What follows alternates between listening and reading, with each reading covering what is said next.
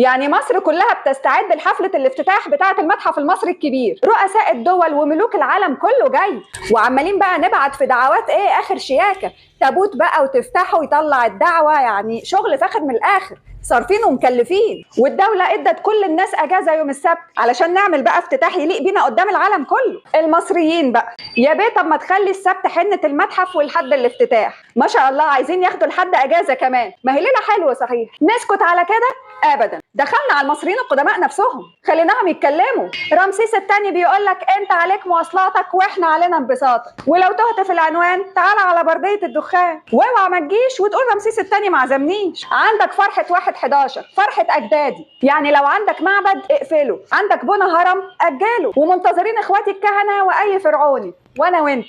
الفرحه من القلب وكل واحد يجيب واجبه وهو جاي. هو انت منين؟ واصحى للكلام علشان خوفه مش هينام، ونسمع نفرتيتي احلى سلام. جدي اللي وحشني اهلا يا حبيبي. فرحتنا يوم 1/11 فرحه فرعونيه، يعني الهرم فاضي وخوفه راضي. لا وحياتك مش خوفه بس اللي راضي، الشعب المصري كله راضي. ما تقولش نسيت، انا يوم تحنيط جدك جيت، وتعالى في تابوت دي فرحه حتشبسوت. ايه الدماغ دي يا جدعان؟ شعب جبار، نمسك العالم بس وشوفوا ايه اللي هيحصل.